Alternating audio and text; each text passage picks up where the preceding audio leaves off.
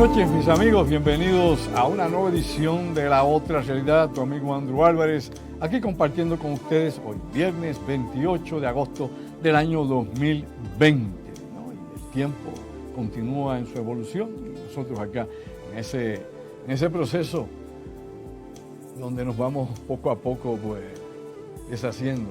Sí, definitivamente. La entropía, nos vamos descomponiendo gradualmente, perdemos energía, perdemos materia, perdemos energía. Bueno, de eso se trata esto aquí, el desgaste que nos damos acá, los seres vivientes y los objetos también, la fatiga de metales, de plástico, todo se va desintegrando gradualmente.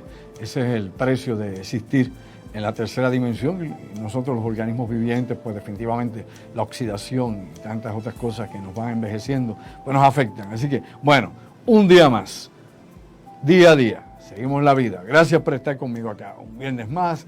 Más adelante, ya en el último segmento, estará con nosotros el ingeniero Orlando Pla, platicando y presentando su análisis, ¿no?, de los asuntos internacionales que nos ponen a pensar más allá de lo aparente. Y ahora nosotros, pues, acá comenzamos rápidamente con el análisis, desglosando la información interesante que tenemos para ustedes. Pero antes de entrar en materia, ¿no?, en los puntos de vista de lo que está pasando fuera de nuestro país, claro, hay que señalar algo siempre, lo que ocurre en Puerto Rico, porque es nuestro punto de partida. Estamos aquí, ¿no? No podemos desaparecer el entorno y la realidad que estamos en estos momentos experimentando. Bueno, Puerto Rico aparentemente el gobierno sigue inoperante, ¿no? Yo creo que después del huracán Irma y María, Puerto Rico nunca se ha podido recuperar realmente y el gobierno de Puerto Rico no ha podido subir su estándar de trabajo y los servicios públicos. Aquí las agencias y los servicios esenciales siguen lamentablemente comprometidos, siguen decayendo, ¿no?, en calidad y en las posibilidades de poder cumplir, ¿no?, con los requerimientos necesarios para poder ofrecer, ¿no?, los servicios que necesita la comunidad. Y esto lo digo de esta manera, y esto es importante que lo digamos una y mil veces más.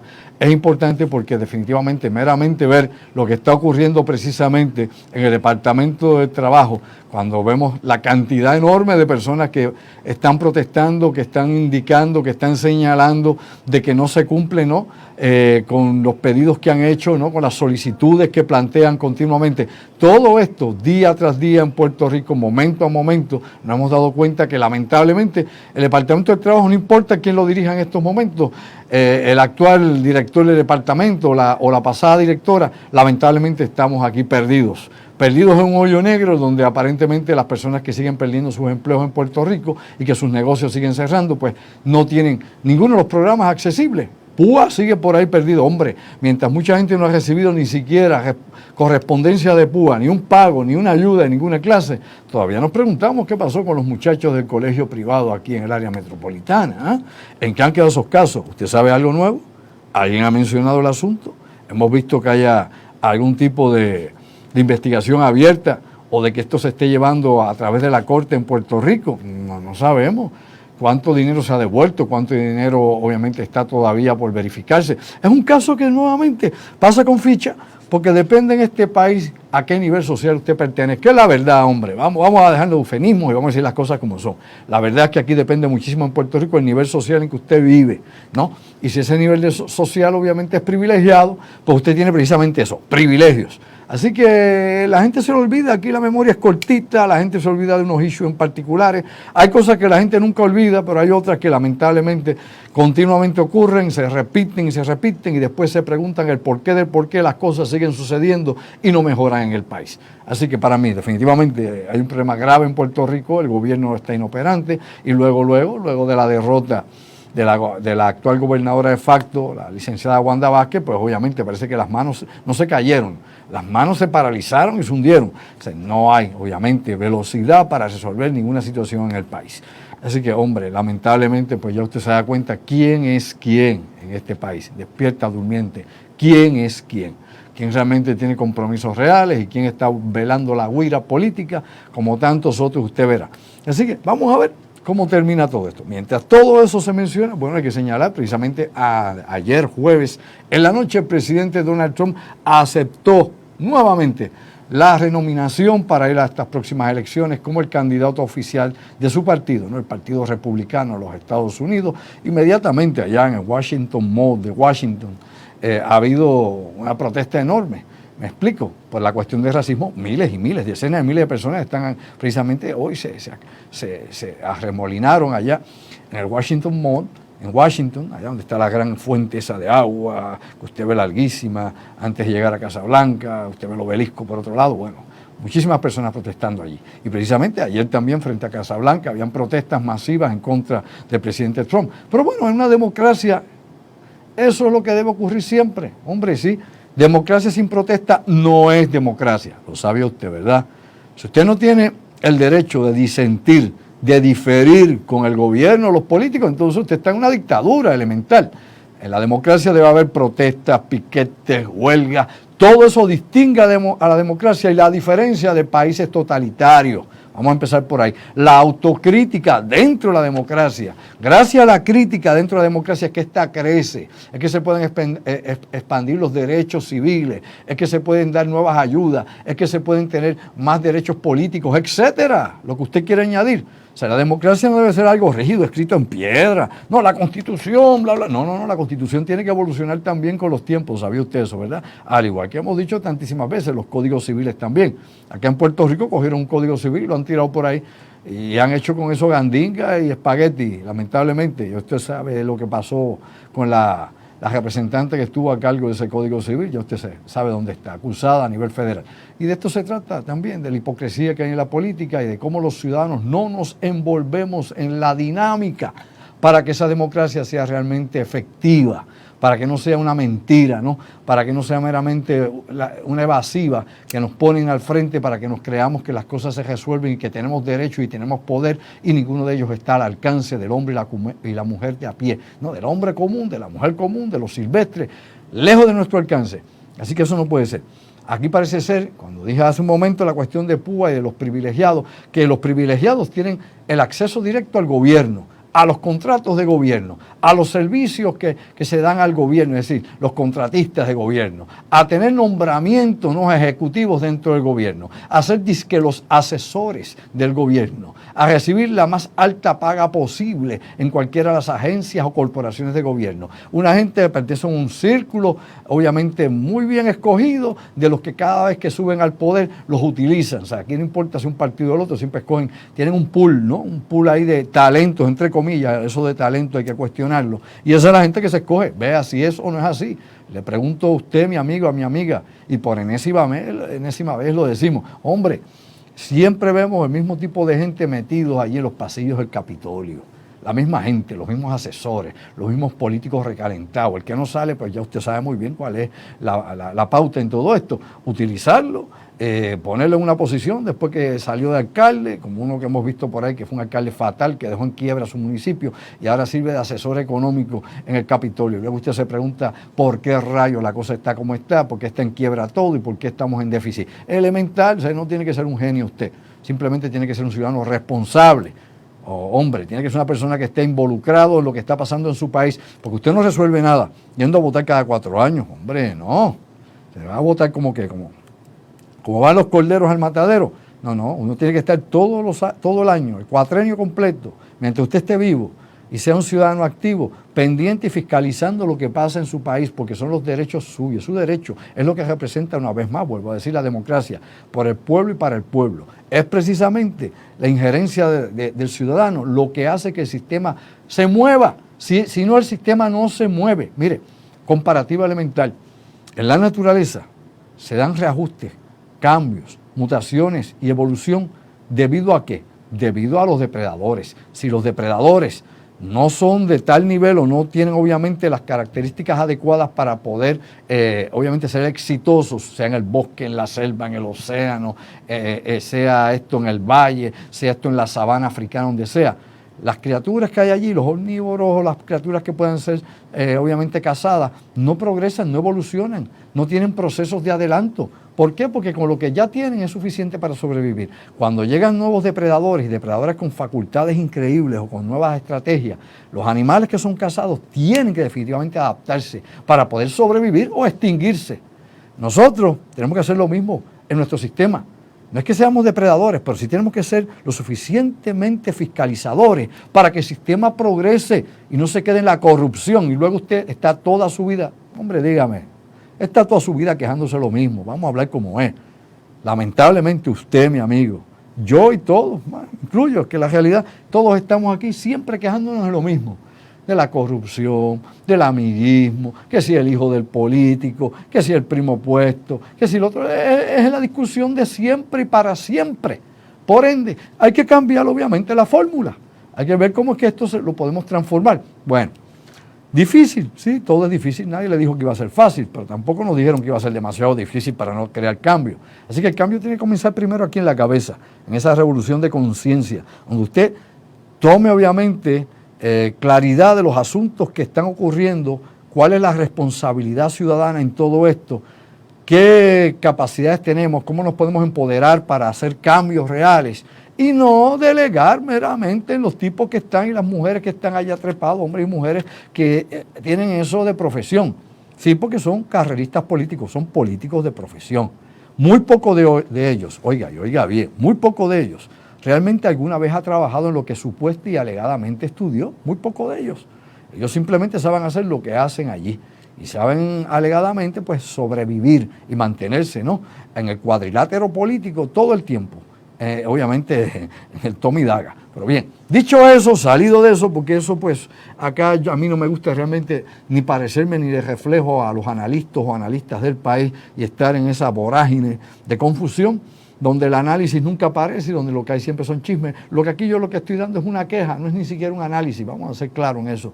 Yo aquí estoy dando mi sentir, no estoy analizando el porqué del porqué y para qué y qué, a cómo y cómo se hace. No, hombre, no estoy haciendo un esquema para eso. No presento un flujograma aquí que le diga a usted las formas y maneras y obviamente darle una tesina para ver cómo lo resolvemos, ¿no?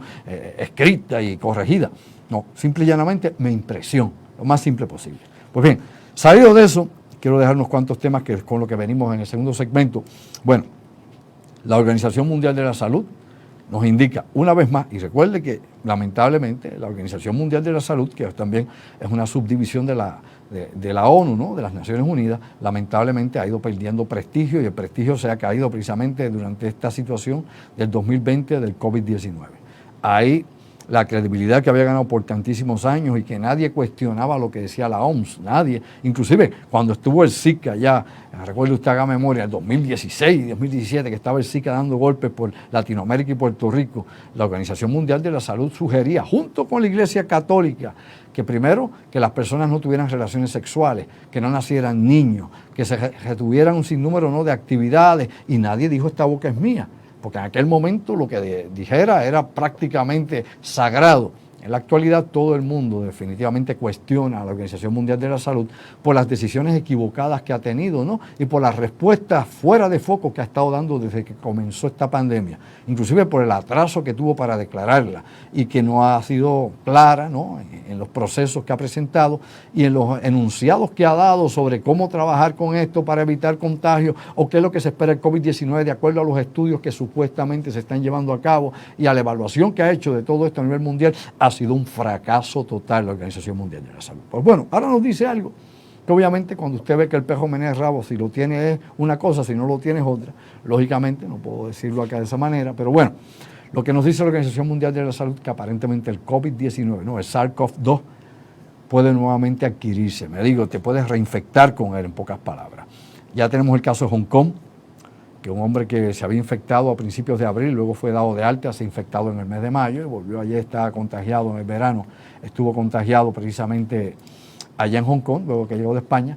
Nos han presentado el caso de Dinamarca también, otro caso más reinfectado, y ahora ha surgido un caso en los Estados Unidos. Un joven de 25 años, el de Hong Kong tenía 33 años, un joven de 25 años, gente joven, que se había infectado en abril, había dado positivo y ahora se acaba de infectar nuevamente, luego que supuestamente se curó de la primera cepa de COVID con una nueva cepa de COVID altamente virulenta y está mucho más mal, ¿no? Obviamente le ha ido mucho peor en esta ocasión, está hospitalizado y esto nuevamente nos lo refiere precisamente en los informes y los reportes que se están dando de personas reinfectadas. Así que hay que preguntarse lo siguiente, las vacunas que se desarrollen, ¿tendrán la capacidad para poder cubrir todo el espectro que este virus mutante del COVID-19 tiene. Recuerde que esto es un virus de RNA, es decir, va a mutar, va a cambiar mucho más rápido. Los virus que tienen ADN no mutan de la manera que mutan estos de RNA, que eso sí, están continuamente en procesos de cambio. Por ende, estaremos preparados con vacunas adecuadas. Fíjese que Rusia tiene 2 vacunas diferentes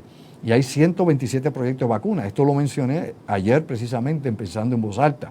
Recuerde que esto es una extensión del análisis y la discusión empezando en voz alta. Aquí venimos en otros temas, pero nuevamente es preocupante. Inclusive la jefa de la unidad de enfermedades contagiosas de la Organización Mundial de la Salud, María Van Kerkhove, ha dicho precisamente eso.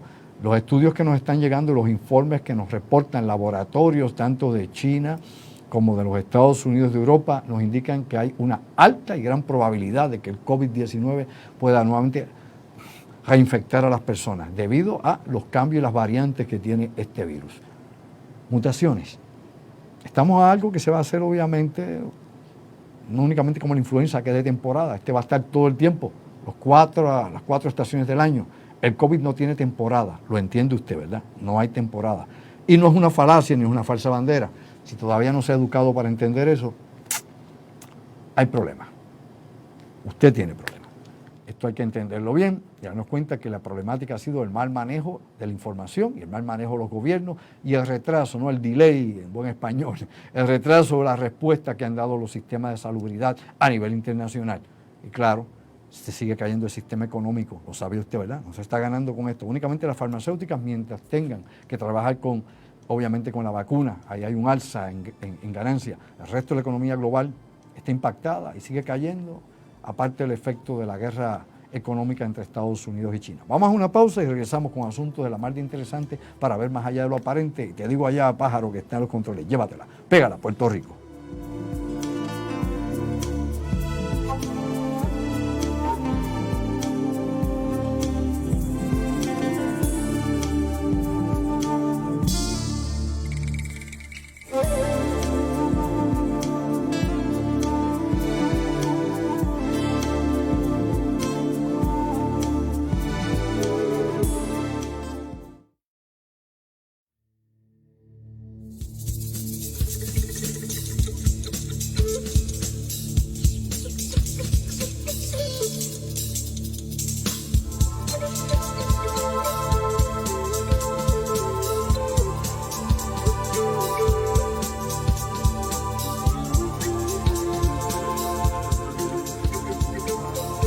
Y bien, mis amigos, regresamos acá a La Otra Realidad, nuestro segundo segmento, hoy viernes 28 de agosto del año 2020, tu amigo Andrew Álvarez. Bueno, recordarles también que ya está nuevamente a su alcance la plataforma para nuestra conferencia Crónicas del Futuro.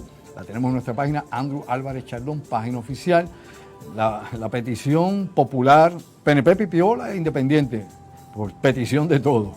Pues definitivamente muchísima gente que luego que habíamos sacado ya la conferencia, porque estábamos preparando ya para el día 3 de octubre la nueva conferencia Complot, pues nos han dicho, mira, queremos ver la conferencia, no hemos tenido la oportunidad, ahora que tenemos la oportunidad, pues bien, ahora está nuevamente online en mi página, simplemente accese a la página, va a tener ahí obviamente la vía libre y directa para poderse inscribir o suscribirse para la conferencia Crónicas del Futuro.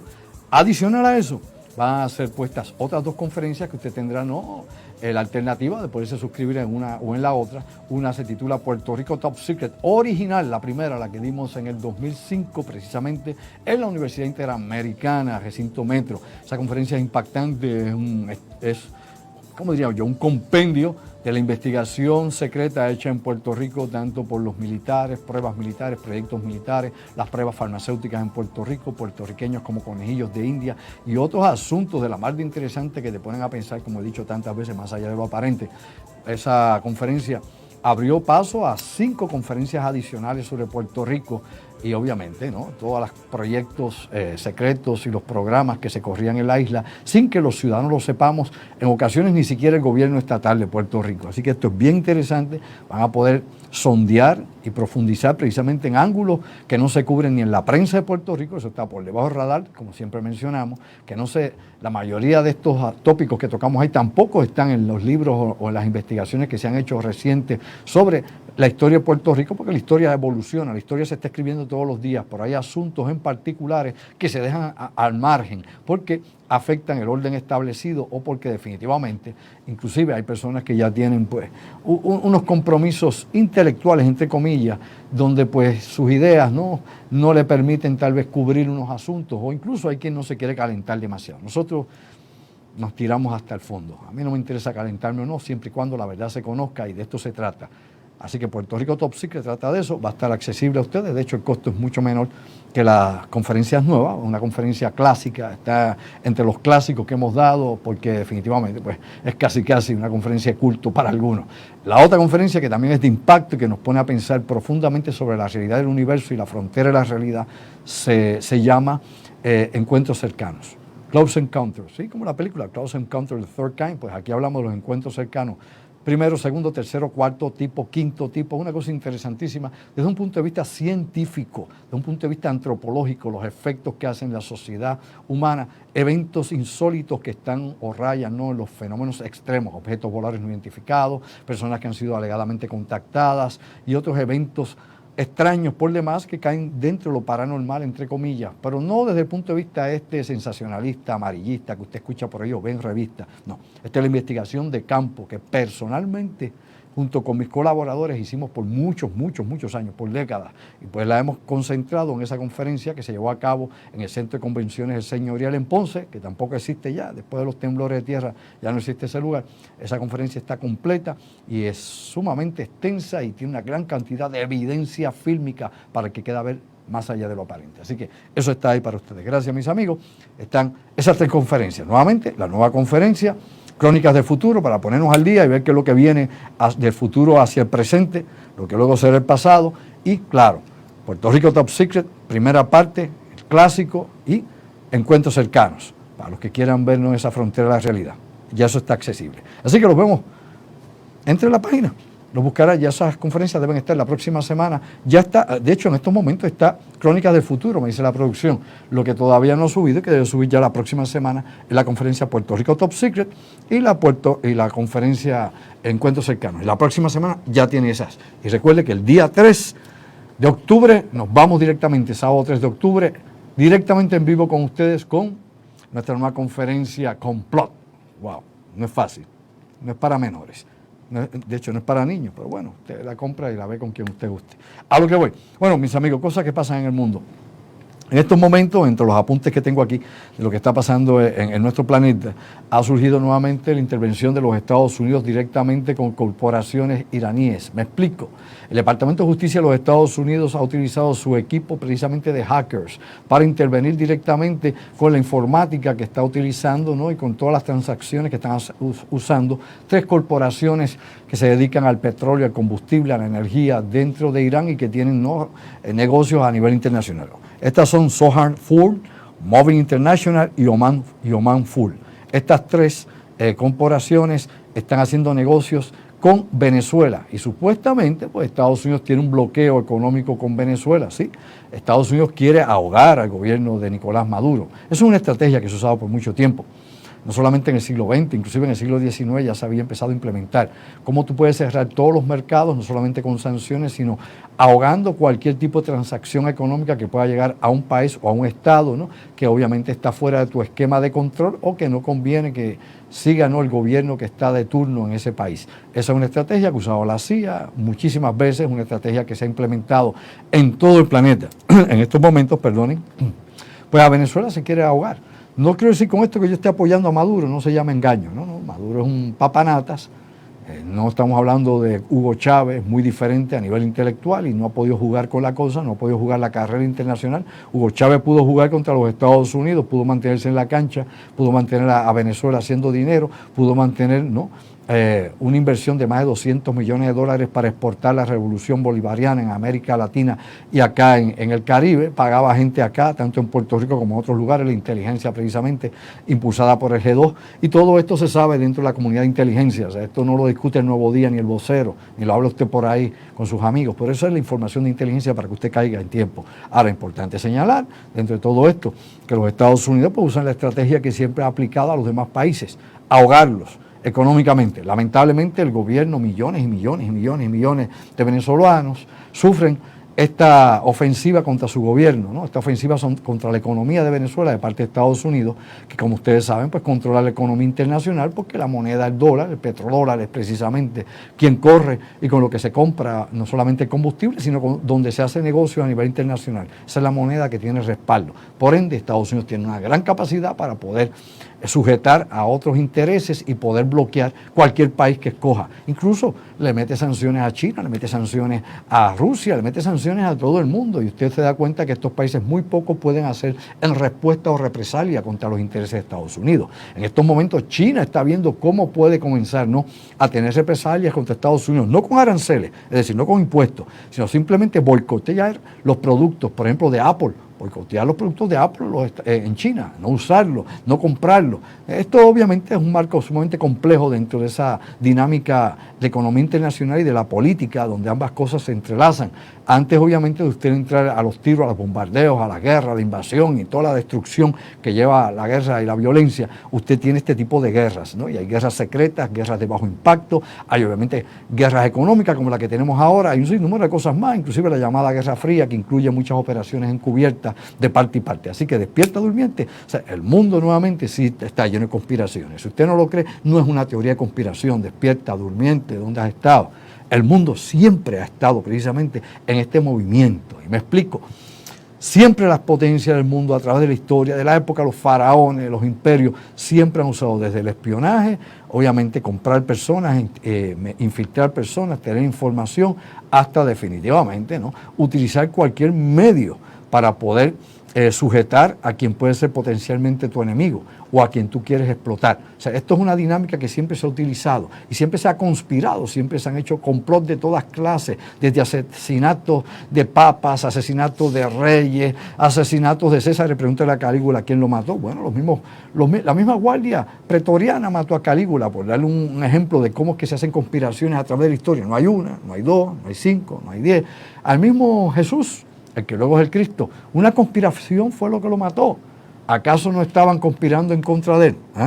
Dígame usted, los fariseos, ¿sí o no? Elemental, un poco el Nuevo Testamento y se ilustra. ¿Y a quién utilizaron? Pues a uno que pagaron, que era uno de sus discípulos, a Judas.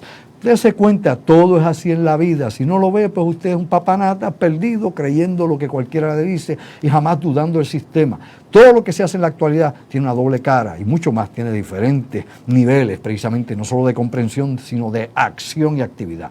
Quien no entiende esto, no entiende la dinámica del mundo, y por eso siempre hay confusión total. Y de hecho, la confusión es lo que siempre se quiere.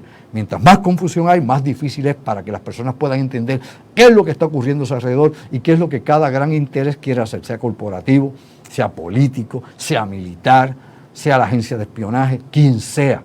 Veamos esto más allá de lo aparente. Luego, pues, ¿qué sucede esto? Pues claro, esto es parte, ¿no?, esta situación donde el Departamento de Justicia de los Estados Unidos interviene con estas corporaciones iraníes, se debe en parte precisamente porque alegadamente la Guardia del Cuerpo Revolucionario, ¿no?, la Guardia Revolucionaria iraní, alegadamente es la que estaba llevando a cabo estas transacciones con Venezuela, directamente con el gobierno venezolano y con la inteligencia de Venezuela.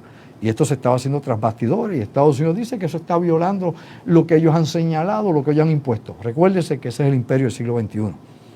¿Cómo un país extranjero puede involucrarse? Y yo no apoyo ni a Irán ni a Venezuela, no se me ponga tonto, simplemente cuestiono, desde un punto de vista neutral, usando un poco nuestras capacidades, despierte, simple y llanamente, como un país ajeno interviene entre relaciones soberanas entre dos países que tienen su propia soberanía, su propio mercado, su propio negocio y que están haciendo negocio.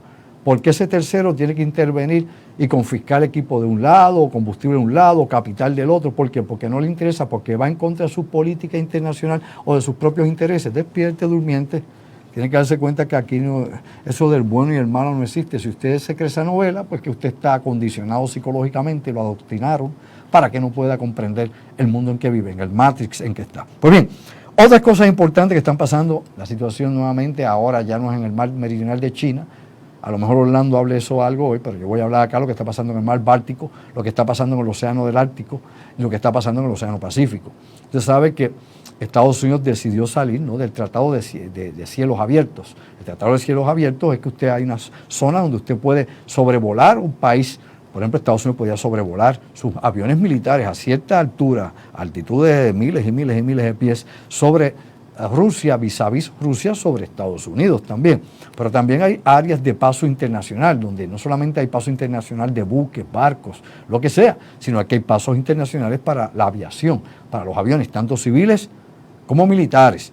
Pues usted sabe que en los últimos tiempos en el Mar Negro, en el Báltico, por ejemplo, los cazas rusos de la Federación Rusa han estado interceptando los aviones espía de los Estados Unidos y los han estado escoltando. Pues bueno, los Estados Unidos le está devolviendo la misma receta a los rusos. Ahora cada vez que aviones rusos de carga, militares, aviones rusos de guerra, bombarderos o los que sean, se transporten por el Pacífico, por el Océano Ártico o por el mar, por ejemplo, Báltico o el mar de Barents o por donde sea, ahora los aviones cazas de la OTAN, no solamente los de Estados Unidos, estamos hablando de aviones británicos, aviones franceses, aviones alemanes, todos los que compongan la OTAN en estos momentos, y obviamente de los Estados Unidos. Ahora están escoltando, se acercan a cualquier transporte aéreo y lo están escoltando hasta que llegue a aguas o territorios de la Federación Rusa. O sea, todo esto es parte precisamente de esa presión que se están haciendo en la superpotencia. Esto es parte de la Guerra Fría. Aunque en estos momentos no hay declarado oficialmente guerra fría entre China y Estados Unidos, ni guerra fría entre la OTAN y Rusia, aunque eso no es así, la realidad es que ya ocurre. Para el buen observador y para que entiende estos términos, definitivamente ya reconoce, ¿no?, todos los vestigios ya de la pasada Guerra Fría, los ve ahora mismo activados, reconoce los signos de lo que está pasando, y estas son las señales que tenemos ahí.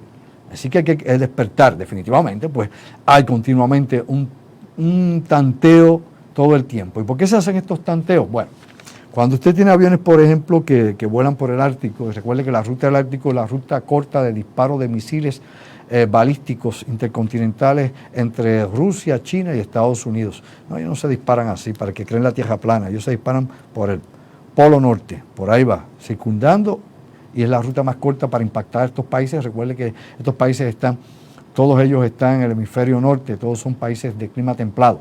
¿Qué ocurre? Pues bueno, lo que se busca aquí es el tiempo de respuesta. Me explico para que me entienda. Los tiempos de respuesta son bien importantes, no únicamente en el momento en que lo detecta usted el radar, porque en el momento que estos aviones son detectados por los radares, sean rusos, chinos o estadounidenses, que este radar detecta este avión en su pantalla, estos aviones tienen un sistema para obviamente avisarles inmediatamente en que están siendo apuntados por el radar y en el momento exactamente que están siendo apuntados por las baterías antiaéreas. O sea, todo esto está obviamente en un equipo sumamente sofisticado, unos programas de computadora que desde hace años se tienen y que en la actualidad son sumamente avanzados. En ese momento ya ellos empiezan a contar el tiempo de respuesta.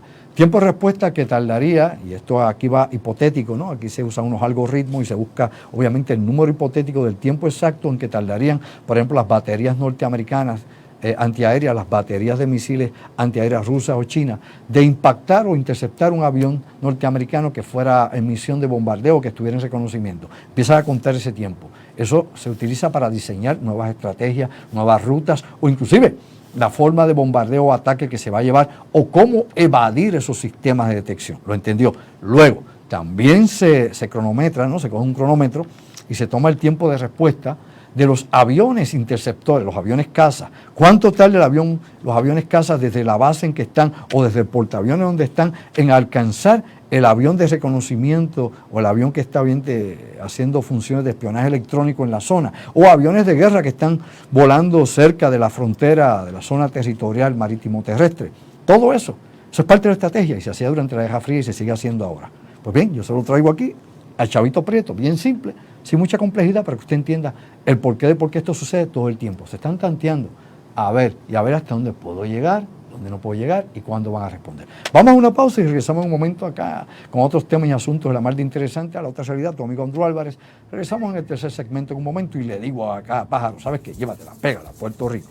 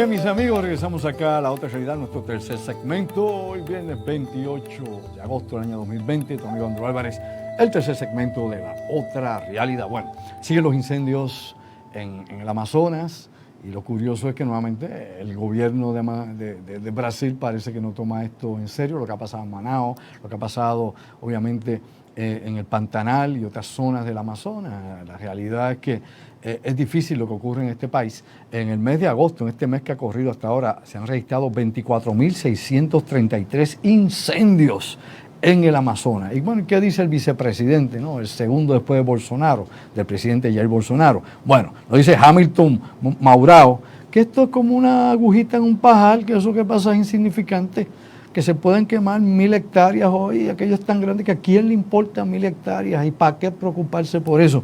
Eso se da cuenta usted de la incapacidad mental, el poco entendimiento que tiene científico de la realidad y la importancia de este gigantesco ecosistema y lógicamente la poca empatía que tiene, no solamente con la naturaleza, sino con la región y con los aborígenes de ese lugar, los nativos que viven allí.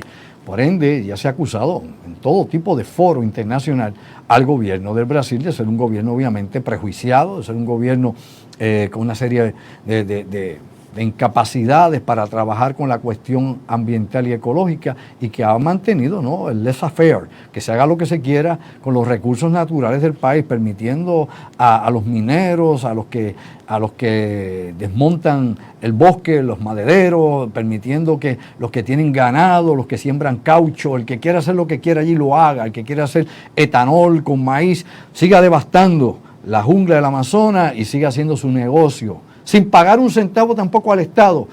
El dinero se le paga por debajo de la mesa a los políticos, como siempre. La corrupción en Brasil es algo terrible, como ha ocurrido en Perú y otros países más de Latinoamérica, o como ocurre en Venezuela, con todo y el susodicho socialismo que tiene allá heredado de Hugo Chávez, Nicolás Maduro y su incapacidad. Pero bueno, vamos a otros asuntos, porque esto pone a uno muy mal. Bueno, pero hablando de política internacional someramente, ligeramente, pues ya usted sabe que también renunció el primer ministro del Japón por condiciones de salud, alegadamente condiciones de salud. El primer ministro de Japón, Shinzo Abe.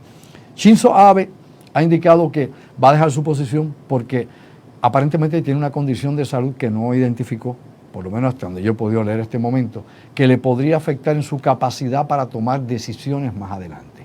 Es decir, podría afectar su capacidad, pues bueno, estamos hablando de sus capacidades mentales, porque de hecho, había hablado yo aquí de Franklin Delano Roosevelt cuando estaba obviamente en su silla de ruedas, sufrió de polio, siguió siendo presidente estando en la silla de ruedas. Ahora, si usted quiere estudiar un poco más profundamente la historia de Estados Unidos, ya que hago esta comparativa entre Shinzo Abe y Delano Roosevelt, simplemente tiene que entender lo siguiente: el presidente de los Estados Unidos en su último año de vida estaba totalmente perdido, o sea, mentalmente estaba prácticamente incapacitado y muchas decisiones las toma hasta su propia esposa. Esta es la historia desconocida de los Estados Unidos, lo que supone usted no deba saber, pero bueno, para eso está la investigación, para eso se ha escrito sobre esto, específicamente este capítulo de la historia de los Estados Unidos, por lo menos 1 año y medio antes de terminar, o 2 años antes de terminar la Segunda Guerra Mundial.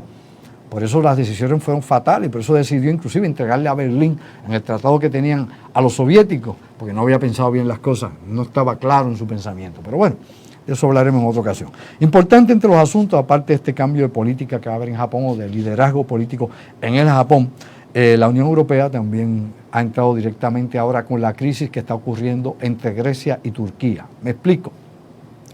Llevamos semanas hablando precisamente de cómo Turquía está reclamando unas zonas de privilegio económico en el mar Mediterráneo oriental, donde dice que hay unas áreas de plataforma donde hay hidrocarburos, donde hay gas natural y otros recursos que eso le pertenece a Turquía, donde tradicionalmente y por los acuerdos anteriores que habían, esos son aguas territoriales de Grecia.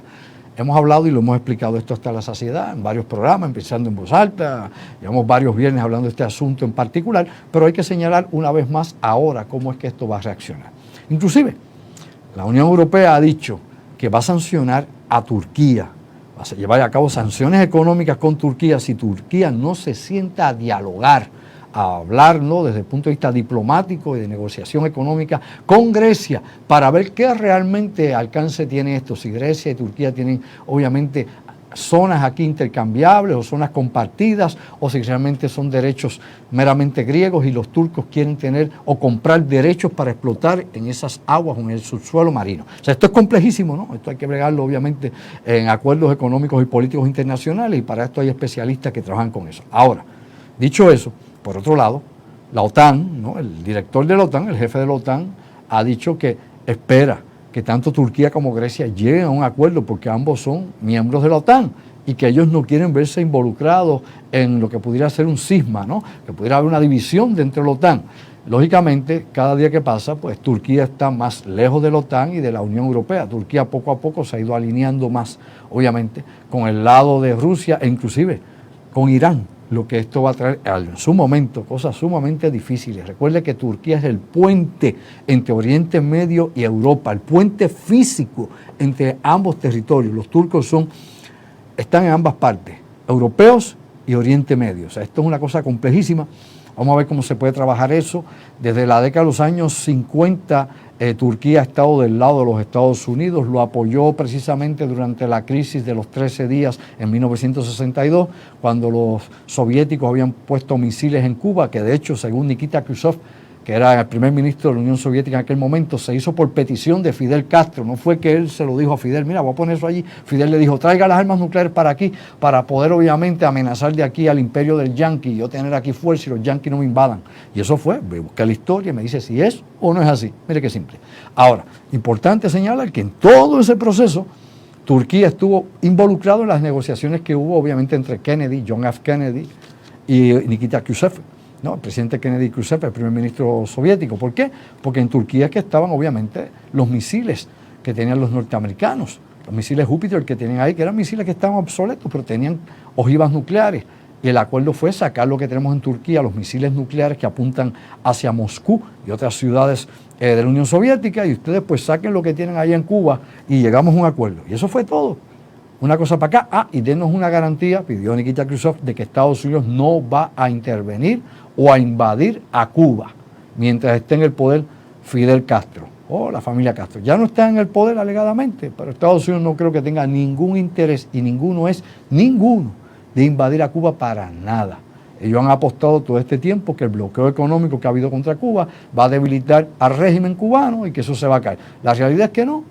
Ha usado esto obviamente como contraofensiva precisamente el gobierno de Cuba para decirle a sus ciudadanos que son pobres, que están fastidiados, que se pasa hambre debido al bloqueo de los yanquis, debido a que los Estados Unidos no permite a Cuba crecer, que son ellos los culpables, que fíjense el pueblo cubano, que Venezuela, que está sufriendo también penurias, ha sido quien nos ha dado petróleo, nos ha dado recursos para mantenernos. Ya Venezuela no puede hacer. Así que, por otro lado, obviamente está la desgracia de Cuba. Yo he mencionado anteriormente, y por estos medios te digo, verifica la información, es lo importante aquí. Usted no crea lo que yo digo, usted sea autodidacta y verifique las fuentes de información. Si usted no sabía, pues lo sabe ahora.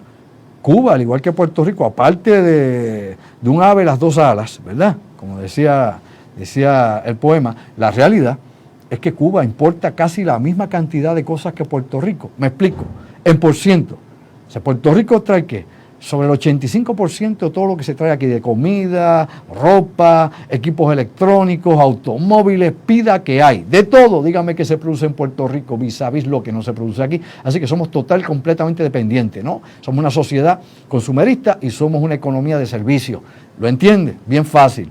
¿Qué producimos? Prácticamente nada, empresas extranjeras o empresas estadounidenses, farmacéuticas, una que otra que queda todavía de manufactura, y todo se va para afuera. ¿Qué tenemos aquí de capital original en Puerto Rico? Aparte del pan pepín, otras cosas que tiene usted, muy pocas cosas realmente. O sea, ¿cómo nos insertamos en la economía internacional si no tenemos un producto nacional que podamos obviamente exportar al mundo y tenemos algo de exclusividad en Puerto Rico? ¿Qué cosa? Busque.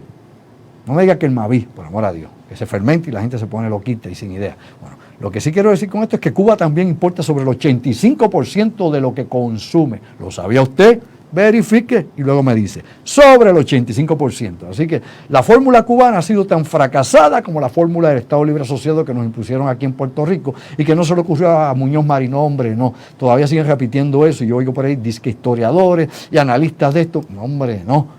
Cuando usted sabe algo de algo, sabe muy bien que esta fue una fórmula que se le puso a Muñoz Marín, luego que el FBI lo tenía agarrado por abajo, Edgar Hoover, y se lo puso la Marina de Guerra para tener en bandeja de plata, obviamente, el uso de la isla.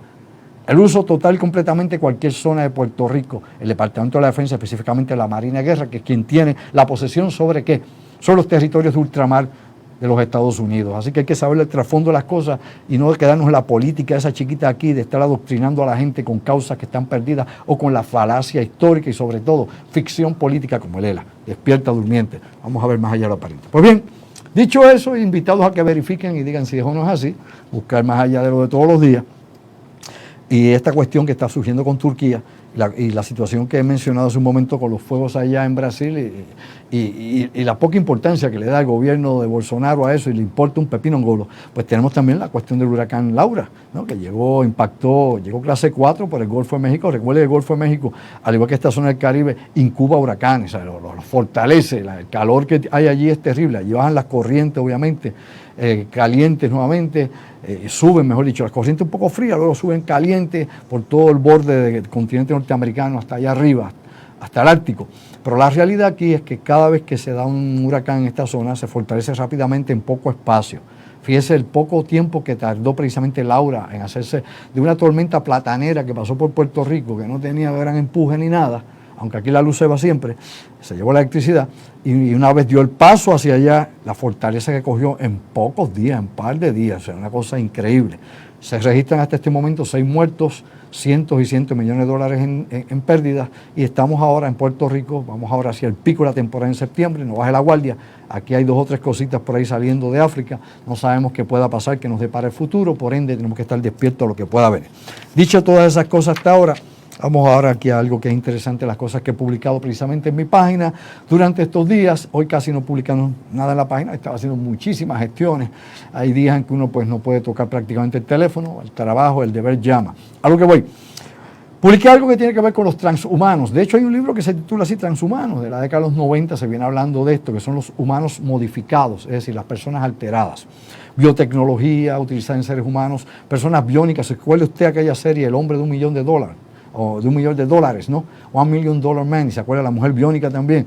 No, aquel entonces hubiera costado $1 millón, hoy en día no. Aquello era ciencia ficción, pero ahí se hablaba de la biónica, obviamente, de usar objetos invasivos en el cuerpo humano para mejorar las capacidades del cuerpo humano, no meramente prótesis porque a usted le falta una pierna y le ponen una pierna con titanio, ¿no? De titanio para que pueda reemplazar la pierna y por lo menos aprenda a caminar, coja terapia, etcétera. No. Estamos hablando de prótesis que van a estar dentro del cuerpo. Una prótesis que todo el mundo conoce, pues es un marcador, por ejemplo, un marcapaso. Marcapaso lo tienes aquí, eso es una prótesis que han puesto a tu corazón. Y por ejemplo los chips, los microchips que se ponen en el cerebro y que se han utilizado ya, por ejemplo, para diferentes condiciones, ¿no? Como la epilepsia. ¿Esos son qué? Bueno, pues nuevamente, ahí estamos hablando de prótesis, esas son prótesis cerebrales. Pero ahora surge algo que ya se había mencionado hace 3 años atrás, es un proyecto que lleva más de 3 años en elaboración, lo había traído el empresario Elon Musk. Usted sabe que este surafricano que vive en los Estados Unidos, el ciudadano norteamericano, Elon Musk pues no solamente tiene la cuestión de los carros Tesla y que ahora va a traer un Tesla económico. Vamos a ver si es tan económico como para que uno se pueda comprar un Tesla en vez de un Toyota. Pero bueno, por lo menos, obviamente, hace un tipo con muchas ideas. Si quiere llegar al planeta Marte, los otros días decía que iba a llegar a Marte en 2 o 3 años, cosa que es una falacia, no va a llegar, es una fantasía. Pero de hecho Putin decía, y búsquelo, que en el 2019 los rusos iban a llegar a Marte. Nada que ver. Eso se quedó en una paja mental de Putin, para que usted se cuente las cosas que la gente se le olvide en la memoria corta. Pero como yo siempre estoy atento a todos esos asuntos, pues los tengo y los puedo citar y los puedo presentar. Es ahí la diferencia. A lo que voy.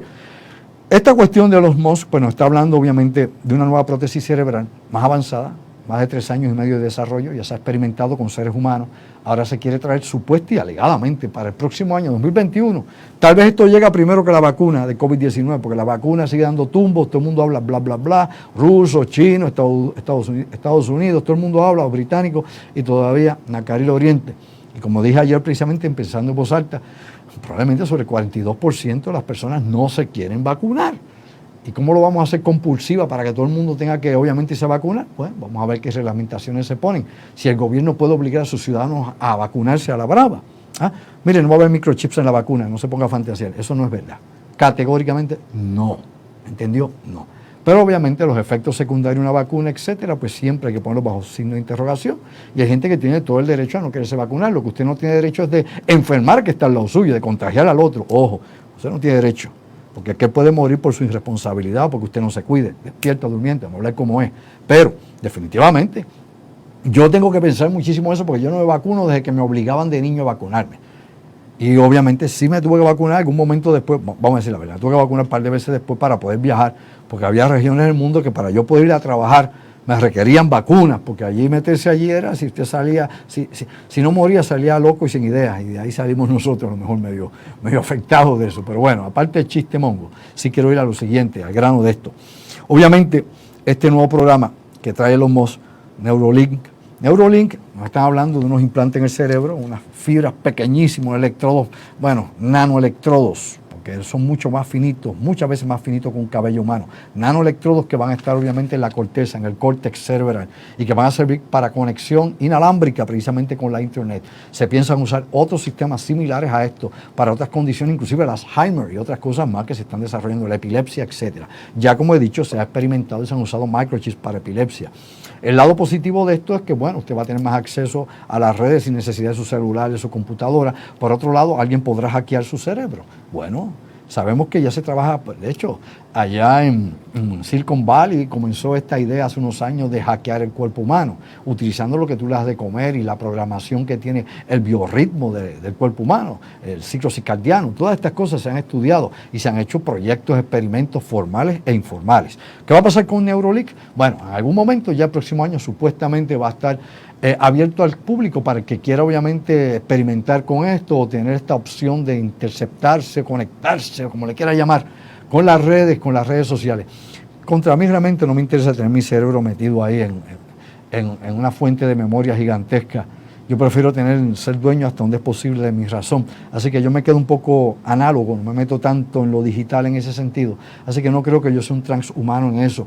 Hay otros transhumanos que están haciendo muchísimas cosas. Hay gente que se han puesto microchips en los dedos, en las manos, obviamente para hacer, por ejemplo, transacciones económicas. Habían clubes precisamente allá en Europa, no sé si todavía estén funcionando con esto del COVID-19, donde usted solamente podía entrar y utilizar las facilidades de ese club como si tenía un microchip implantado. Recuerde usted que desde hace muchos años su tarjeta, por ejemplo, la Golden, la tarjeta esta negra que tiene American Express, tiene precisamente un chip también y lo ubican a usted si se la roban. Hay muchas cosas de las que la gente no le habla. Desde hace muchos años, la ropa, por ejemplo, que vendía, por ejemplo, Kmart, ya traía partículas, nanopartículas para ubicarlas con los sensores y ubicar donde usted estaba y cada vez que usted entraba o salía de una tienda Kmart a comprar. Y muchas cosas más que se supone usted no deba saber y que pasa en la mercadotecnia y en ese mundo de consumismo que no tiene que ver directamente con la inteligencia militar ni la inteligencia política, sino que tiene que ver con la inteligencia de ¿qué?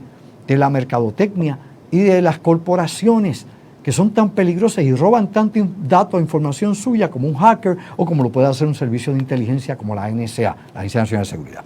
Bueno, el plástico de los océanos, voy a decir algo cuando regresemos brevemente sobre esto, obviamente. Quería hablar algo de la panspermia, un tema fascinante, y eso tiene que ver también con la cuestión de la conferencia Encuentros Cercanos, que viene próximamente la semana que viene en nuestra plataforma.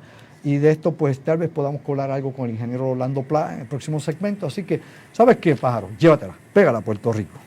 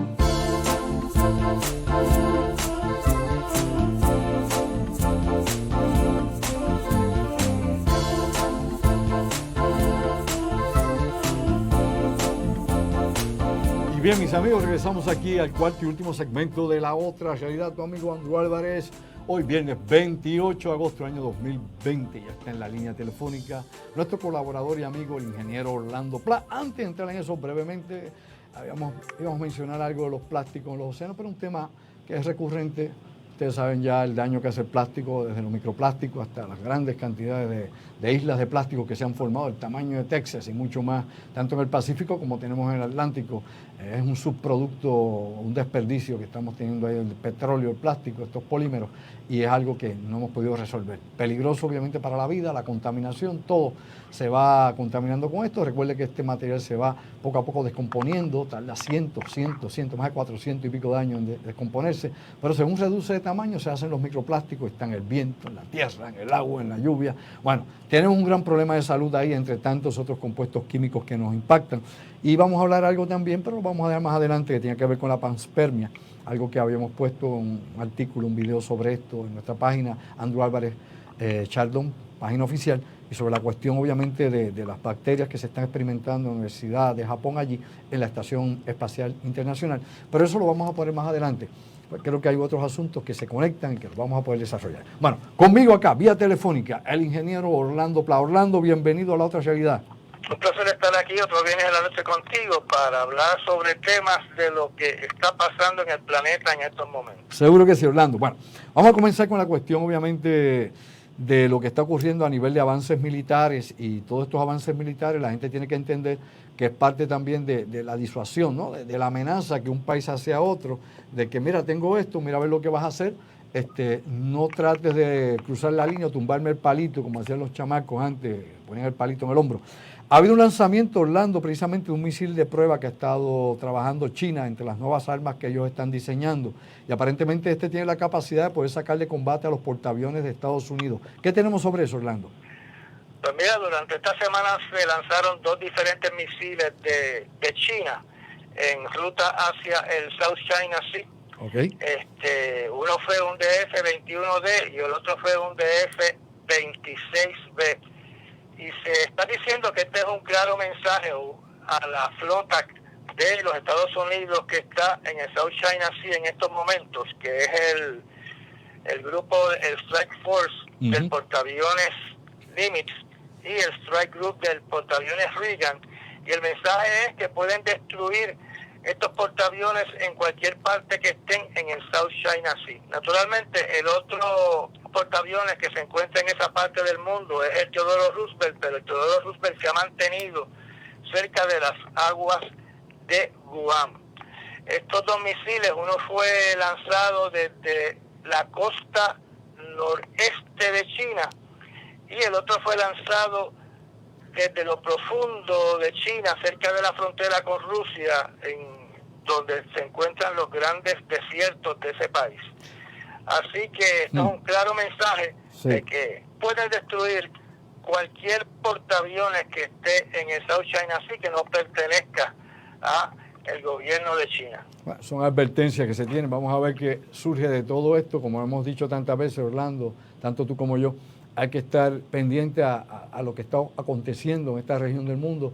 Hay tantos lugares neurálgicos en todas partes que uno no sabe exactamente por dónde puede romper esto. Inclusive, ya que estamos hablando de eso, aparentemente pues sigue la situación, el problema fronterizo entre la India, entre la China, y obviamente son 2 países del BRICS, ¿no? Este bloque de países en desarrollo y crecimiento emergentes. Y parece ser que Orlando no se ha llegado a un acuerdo entre estas 2 potencias nucleares. ¿Qué hay con India y con China en estos momentos? Bueno, como tú sabes, ellos tuvieron un enfrentamiento donde intercambiaron disparos y murieron soldados, no solamente chinos, sino también de la India, hace unas semanas atrás. Y en estos momentos hay una situación de relativa paz, porque no hay fuego activo entre China y la India. Pero los reportes que vienen de esa zona del mundo indican de que la tensión fronteriza está subiendo aceleradamente, porque en este periodo donde nos están haciendo disparos, China está aprovechando para construir y fortalecer las carreteras que están en esa parte del mundo, y naturalmente si arreglan todas las carreteras, pues es más fácil para el ejército chino pues mover tropas inmediatamente a la frontera con India y aumentar su territorio nacional. De hecho, eso es lo que se está esperando. Habíamos visto la pasada semana el uso de tecnología israelita de drones adquirida por India para seguir viendo, ¿no? Y dándole rastro al movimiento del equipo militar o las tropas que los chinos tienen en esa región. Y yo creo que nuevamente, como todas estas cosas, hay tantas tentativas de que algo pueda pasar en algún momento, en algún lugar. Esto es preocupante. Yo creo que tenemos que empezar a ver con suspicacia todo lo que está pasando en el mundo. No podemos confiar y bajar la guardia. Bueno, y Orlando, ya que estamos en el oriente todavía, aparentemente ha salido una noticia, quiero que me clarifiques lo que hay con Kim Jong-un, que es la hermana, ¿no? La mano derecha de Kim Jong-un. Dicen que Kim Jong-un está malo, que sigue enfermo. Algunos lo han puesto ya peor que la última vez que lo habían desahuciado alegadamente. Y esta pues mujer obviamente tiene ahora el poder del partido del pueblo, del partido que gobierna precisamente Corea del Norte. Y ella pues no solamente es una mujer de fuerza en un país machista, sino que definitivamente parece ser que es tan y tan inteligente y dispuesta a hacer las cosas que su hermano nunca la bloqueó, realmente la tuvo al lado y parece ser que ella es la que está destinada a gobernar allá. ¿Qué tenemos sobre eso, Orlando? Como tú sabes, Kim Jong-un era una figura política que no era muy importante en el año 2019. Fue en el año 2020 que fue nombrada vicedirectora del Partido de los Trabajadores de Corea del Norte, y durante estos días recientes ha sido nombrada como la líder del Partido de los Trabajadores de Corea del Norte. Wow. Y entonces ahí es que sale el rumor reciente de que Kim Jong-un debe estar en coma, aunque el gobierno de Corea del Norte durante esta semana dio unas imágenes de un Kim Jong-un reuniéndose con su personal de gobierno. Pero, ¿qué es lo que implica este nuevo nombramiento de ser la líder del Partido de Trabajadores de Corea del Norte? Este es el partido que se encarga de que todo ciudadano de Corea del Norte sea fiel al gobierno que está en turno, o sea, a la dinastía Kim. Y es ese partido el que manda a los que no son fieles al gobierno a los campamentos de concentración, a trabajos forzados, a trabajar en las minas. Y todos sabemos de las noticias que han llegado de Corea del Norte, que cuando a uno lo envían a esos campos de concentración, a uno le quedan simplemente unos cuantos meses de vida. Así que esto obviamente convierte automáticamente a Kim Jong-un en la segunda persona más poderosa dentro de Corea del Norte. Y si es verdad que Kim Jong-un está convaleciendo en coma, pues ella va a ser la nueva regente de ese país. Y hay un incidente, ¿verdad?, que indica claramente cuál es el poder que tiene esta mujer, porque ella le mandó un mensaje a Washington de que no va a ocurrir ninguna otra reunión entre Corea del Norte y los Estados Unidos. Sí, eso lo hizo hace un mes y medio atrás, todavía recuerdo esa nota noticiosa, y definitivamente tiene un poder tremendo. Fue la que ordenó implosionar precisamente el edificio que había para las relaciones multiculturales y diplomáticas con Corea del Sur. Lógicamente es una mujer que parece que es de armas tomadas. Y tendremos que ver. Mandó a desconectar el teléfono de emergencia, la línea caliente, para evitar una guerra. Es una mujer de armas tomadas. Yo creo que hay que ver ahora qué dirección toma Corea del Norte bajo el régimen de esta supuesta y aparentemente nueva dignataria. Será la persona que toma el control del país. Pero hablando del Oriente, ya vamos a ver al Medio Oriente contigo. Obviamente también hubo otra cosa, ¿no? Y mencioné algo hace un segmento o dos segmentos atrás, y es la renuncia del primer ministro de Japón, Shinzo Abe, que aparentemente tiene algún tipo de afección médica, algún tipo de condición que aparentemente no le permite continuar en el gobierno. ¿Qué hay sobre ese asunto que tú tengas adicional, Orlando? Sí, él tiene una úlcera, una condición en el estómago, donde debido a esa condición en el estómago, él presentó su renuncia como el primer ministro de Japón.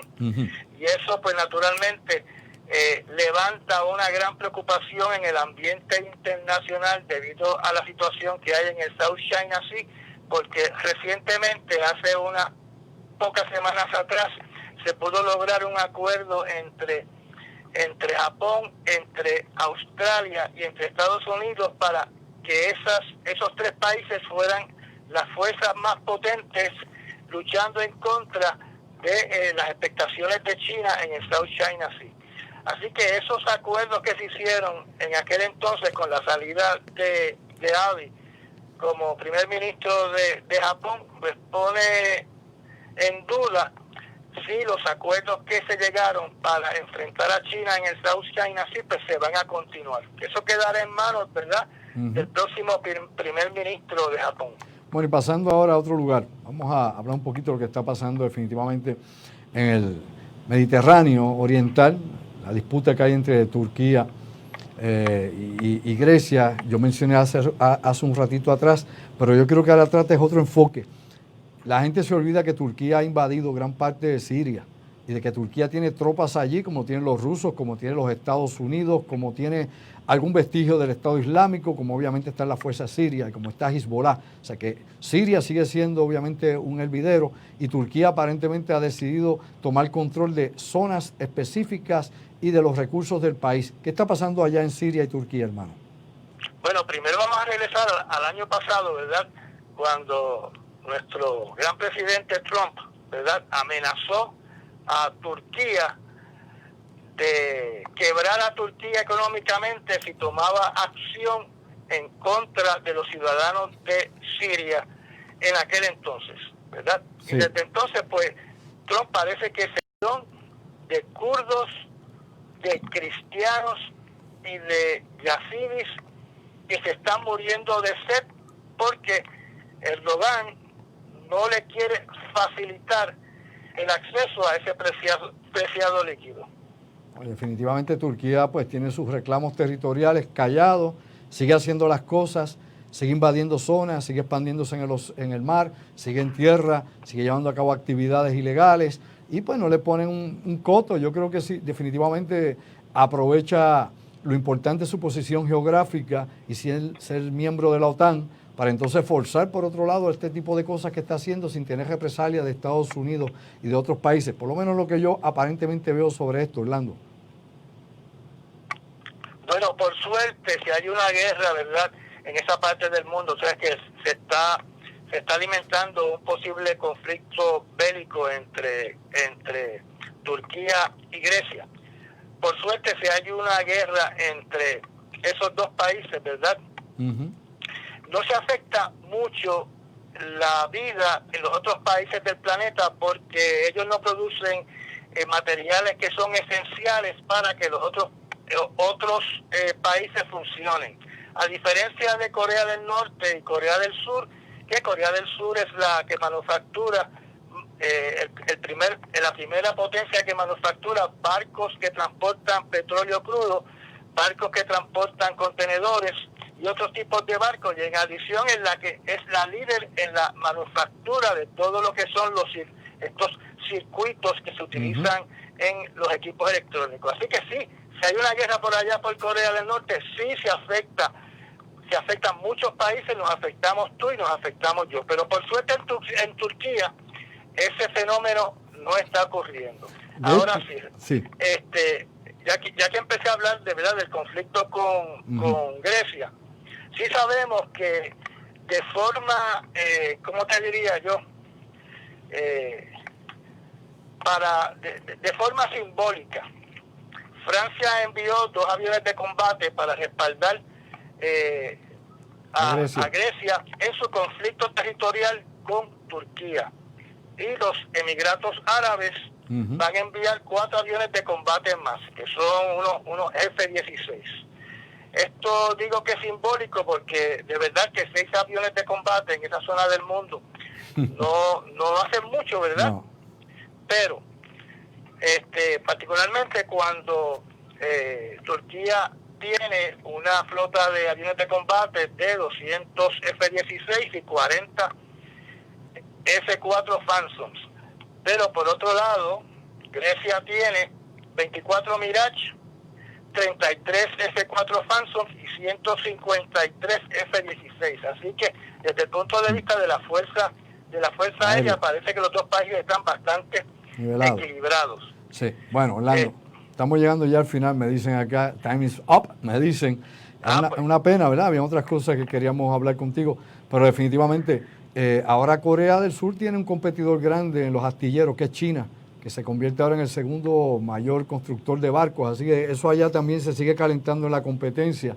Y tienes razón en la cuestión de los recursos. Yo creo que lo que sí afecta esa guerra entre ellos es el paso marítimo que pueda haber hacia Mar Negro y otras regiones de allí, pero ya veremos qué pasa con todo eso, Orlando. Te agradezco una vez más. Va a afectar a Rusia si Sí, se declara una guerra en esa zona del mundo. A Rusia, Ucrania y otras regiones del mundo allá de lo que llaman Europa Oriental. Pero gracias, Orlando, una vez más. Ya el próximo viernes platicaremos un poquito más de otros asuntos de impacto a nivel internacional. Te cuidas mucho. Un placer estar en tu programa y saludos a todos los que te oyen y que te ven. Claro que sí, gracias, hermano. Bueno, mis amigos, era el ingeniero Orlando Pla, el tiempo nos traiciona. Teníamos un asunto de discutir sobre lo que está pasando en Yemen también y otras cosas que pasan en el mundo. El mundo es una vorágine, aquí hay todo tipo de situaciones que acá, como he dicho yo, a través del insularismo mediático aquí nos llega la información. Aquí las noticias no cubren absolutamente nada de lo que aquí se habla. O sea, a no ser que sean las noticias de Estados Unidos, lo que más o menos se menciona algo de eso, un extracto, pero lo que aquí comentamos, pues usted no lo debe discutir en los medios de noticias de Puerto Rico y uno que otro, de vez en cuando temas se cuelan en alguna estación de radio, pero muy poco. Así que gracias a ustedes por la sintonía, por estar conectado con nosotros aquí en La Otra Realidad, por ver más allá de lo aparente. Recuerde siempre que hay que continuar, ¿no? Hay que ser autodidacta, sea un cibernauta, busque información, verifique la fuente de información, no lo crea todo, páselo por el sedazo, por el filtro y llegue a sus propias conclusiones a lo que sea de lo que esté pasando en el mundo aquí ahora. Este es Andrew Álvarez, les agradezco que hayan estado con nosotros una vez más en La Otra Realidad y recuerda que la conferencia está precisamente Crónicas del Futuro en la plataforma en estos momentos, en nuestra página, accesa a ella y luego, esta semana que viene tendremos 2 conferencias que vamos a dar, Puerto Rico Top Secret, la parte 1 y obviamente Encuentros Cercanos. Ya el día 3 de octubre, vuelvo a repetir nuevamente, comenzamos entonces con Complot, una nueva conferencia acá directa con ustedes. Gracias por haber estado conmigo una vez más y te lo digo, sayonara.